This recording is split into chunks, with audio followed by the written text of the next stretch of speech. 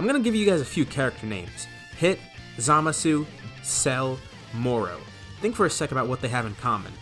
You probably guessed Gimmicks because of the title of this video, so that question was a bit too obvious, but yeah, I'm referring to the fact that each one of these characters has a quote-unquote gimmick of sorts. Or at least, people in the community usually talk about their ability or similar abilities as being gimmicky in some way. Before making this video, I asked you guys throughout different platforms which characters you feel had gimmicks and why, and I'll be covering a lot of the suggested characters in this video. Now before I start talking about it, let me be perfectly clear. Gimmicks aren't necessarily a bad thing, at least not always. I want to not only look at powers or abilities that feel gimmicky, but I also want to address how to properly utilize a gimmick and how to poorly utilize one. There's plenty of examples of both.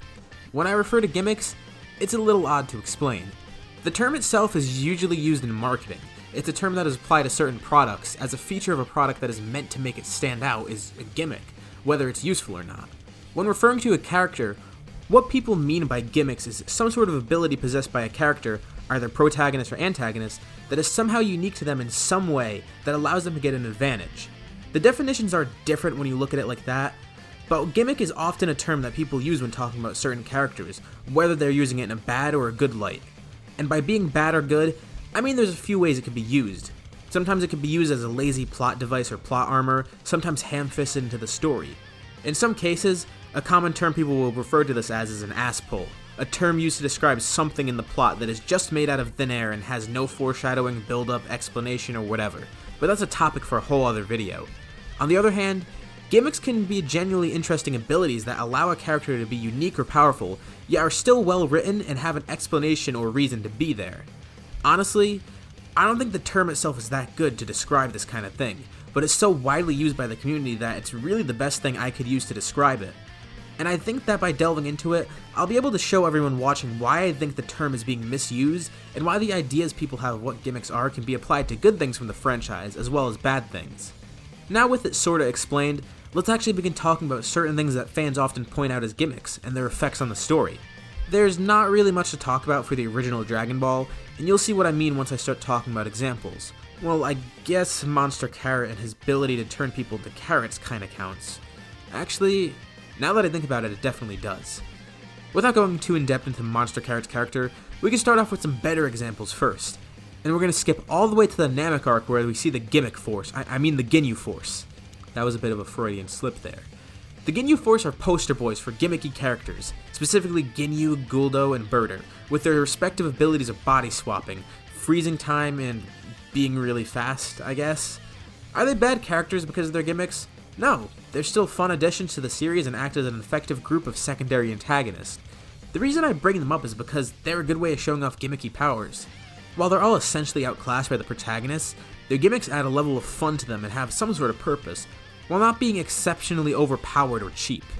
The gimmicks define the different members of the Force, as well as giving them a memorable ability that is somewhat threatening, but not something that completely breaks the arc by having them be overpowered. Their main abilities are all unique to each member, while having usefulness and potentially some drawbacks that make them more entertaining and not cheap. They're examples of how gimmicks can be done well. Now, let's go to the Cell Saga to discuss one of the biggest quote-unquote gimmicks that people point out, Cell's Regeneration. Regeneration is nothing new to the series at this point. That's the whole reason Cell has it in the first place, since he got it from Piccolo. What's interesting about it though is that it works much better than Piccolo's version of it, since Cell can regenerate fully from pretty much any injury as long as his core remains intact. I often see people point to this as a gimmick since it's one of the defining traits of Cell and it's basically hacks. Since Cell basically can't be injured at first because of how strong this trait is. That's how he survived Vegeta's Final Flash and Goku's Instant Transmission Kamehameha, even though he shouldn't have survived the latter. For me, yeah, I do kinda see it as gimmick, but I don't think it's a particularly bad one. The ability itself is an interesting ability that hasn't been used to this extent before. It wasn't all powerful and was eventually overcome with an explanation as to why it was overcome. The biggest issue with it is how the gimmick had some sort of plot armor that allowed Cell to survive.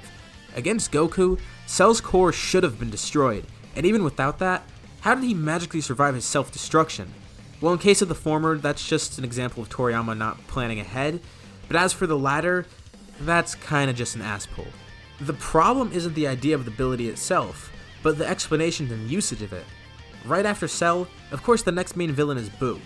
Now this one is an interesting one, because he has a few things that people refer to as gimmicks. His use of magic, his ability to absorb people, and his regeneration. For his magic, we don't really see much of it. Really, the most apparent example we get is him turning people into candy. I won't lie, I like the idea behind it. Having him turn people into candy is a pretty unique and sometimes funny ability. But this ability doesn't really play that big of a role as part of Boo's character, at least not as much as his other two gimmicks. His Absorption Power is one of his biggest defining abilities, where he can absorb basically anyone and acquire all of their powers and abilities. And that directly does affect the character because it even changes his personality and his thinking when he transforms. Then of course there's Regeneration, once again, a villain that regenerates, and his regeneration is even more broken than Cell's version of it. In terms of him as a character, these gimmicks don't really make or break him as a character, but I can't say for the regeneration that it does make him feel a little cheap. Being able to recover from pretty much anything and being able to grow exceptionally stronger by absorbing people, where have we heard that before? The fact that he was given these abilities right after we just had Cell is what makes it not as interesting, since it's something we saw in the last major arc, but this time it's amplified to new heights to make him even more broken.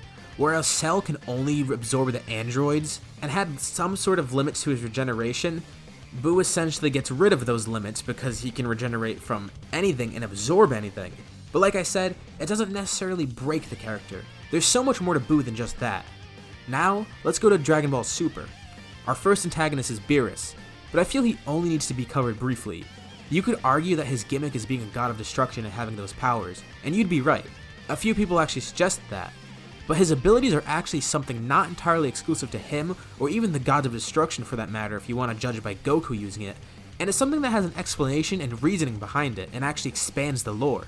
When a few people suggested this to me, I was debating whether I should discuss Beerus or not. Whether or not you consider it a gimmick is up to you personally, but if you want to consider it one, I feel this is one of the ways to do a gimmick correctly that adds to the story in some way. Introducing Beerus and subsequently the Gods of Destruction allowed the Dragon Ball universe to literally expand as we got to see more about the gods in different universes, all because of Beerus. His role as a destroyer has a huge amount of significance in the plot, and I don't really consider it that much of a gimmick, but I thought it was worth mentioning because people brought it up. Speaking of destroyers, this brings us to the Universe 6 tournament where we'll talk about what I feel is an example of a bad gimmick, Hit's Time Skip. Like Stellar Boo's abilities, this ability serves as an obstacle for Universe 7 to overcome, but the way it's set up and utilized is honestly so lackluster that it leaves you desiring more. The concept itself is cool, but this doesn't get a good explanation as introduced near the end of the arc, only to be completely ignored very soon after once Goku overcomes it, and then only being seen briefly before and during the Tournament of Power. It's something that could have benefited from getting more build-up and explanations behind it, because it really is made to just seem like a cheap trick in the end, and doesn't really add anything to Hit that wasn't already there. Like I said, the idea behind it is cool, but the execution? Pretty bad. A lot of you also suggested Zama Suit, for obvious reasons. The idea of his ability isn't really too unique. Other characters, both in and out of canon, have pursued immortality in the past. The interesting thing about Zama Suit is he's one of the few to actually obtain it after pursuing it, other than Garlic Jr. But in terms of canon, yeah, Zama Suit's the only one. People pointed to it being a gimmick due to how cheap it is and it seems like a bad obstacle, and it's essentially an unhindered version of Regeneration, and there was literally no way for them to kill Zama Suit while he's immortal, besides sealing him or using Zeno's erasing technique. The idea had a lot of potential, but it wasn't really executed that well. People often say that arc ended pretty badly, and it was probably one of the most underwhelming parts of the arc, as the only way they can kill Zama Suit was by erasing the entire timeline that Trunks was trying to save. Personally, I think it is an interesting ability for him to have, but like I said, the execution is pretty poor, just like Hit's. Seeing a villain actually achieve immortality and the effects of it is pretty interesting to see. It serves as a massively important piece of his character and the arc as a whole. The big issue with it is the way it was defeated, and that it basically comes down to the writing of the arc and not the idea of immortality itself. It's the way the defeat of Zama Suit was written, because it essentially makes Trunks' struggle entirely pointless. Everything he worked to protect was erased in the end, and he was just pushed into another timeline and everyone moved on.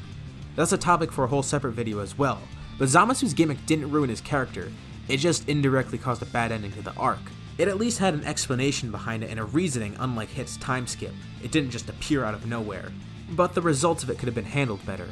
For our final villain, we have Moro. In case some of you haven't been reading the manga or haven't heard of him, he's the current main villain for Dragon Ball, and he's pretty much the only reason I wanted to make this video. Many people have been referring to him as sort of a gimmick villain, due to his ability to eat ki, which essentially makes him unstoppable by normal means in this universe. He's not really made out to be extremely strong as far as we know, at least not in terms of physical strength. Like, he's not made out to be tens of times more powerful than Jiren or something. It's really his ability that brings the most threat. He is powerful, but different than the traditional sense where it's strength. He uses his technique for power. Considering how ki is basically the foundation for strength in the series, the fact that he can pretty much nullify it and turn it against people is what makes him threatening. Calling him a gimmicky villain is pretty fair. He pretty much solely relies on this technique to gain an advantage, and it acts as the basis of his fighting powers. Without it, Moro wouldn't even be a threat, let alone exist in the story at this point. And him having a gimmick isn't entirely bad. It's actually pretty cool when you think about it. He's the first villain we've had in a while that doesn't win through the use of brute strength or a mix of power and technique. He relies pretty much only on technique, and having this allows him to be both unique and menacing. It has a lot of relevance to the plot so far, and it's a breath of fresh air to see someone that makes it apparent that power isn't everything in this universe. But the thing is, the over-reliance is a double-edged sword. We still don't know much about Moro when compared to other villains. A lot of the focus has really been on his ability, but we have so little in terms of info about him. He was around millions of years ago and fought the Kais and got imprisoned during that time and is now pursuing planets that he can eat. He's literally referred to as Planet Eater Moro, which shows how heavily his character is based upon the trait of eating planets. The ability itself is pretty cool and it shows how technique can triumph power, but at a certain point, it's just too much. It shows how a gimmick can be both good and bad for a character. Now, this video isn't purely made to focus on antagonists and individuals, it just so happens that they're the most prevalent examples of this. But there are some other characters and groups that have gimmicks which we can talk about. Probably the most important one that I want to mention is Saiyans. You probably didn't expect them to be brought up, but when you think about it, Saiyans are fundamentally gimmicky when you use the definition that's being used for a gimmick when describing these characters. Their Zenkai boosts and transformations can easily be considered gimmicks. As I've mentioned, it's not a bad thing. Gimmicks aren't inherently bad. If they're executed well and have relevance somehow, they can work pretty well for the story and explain some things. The ability Saiyans have to get huge increases of power during battle or by getting close to death is a huge part of the series. Goku, Vegeta, Gohan, Trunks, anyone, even people like Broly growing as he fights, or Cell using his Saiyan DNA to make him stronger after nearly dying. Some gimmicks like this are actually important to the story and create in-universe explanations for things. While gimmicks may not seem that good on the surface, and arguably sometimes they're not since you can look at them as ass-pulls or plot armor, they can still be good if they're done well and not rushed or just ass-pulled. It all comes down to how they're used. Other than what I covered in this video, what other gimmicks have appeared in Dragon Ball, and why do you consider them as such? In order to not make the video too long, I did leave some out, but there are definitely other examples. Do you think gimmicks are inherently a bad thing, or do you think that they can be good if used correctly? Let me know your thoughts below in the comments so I could hear your guys' thoughts, and everyone could discuss their views on the matter. As always, remember to like, subscribe, and hit the bell icon for notifications about future parts of this What If and other videos of mine. Thank you all for watching, and I'll see you on the next video.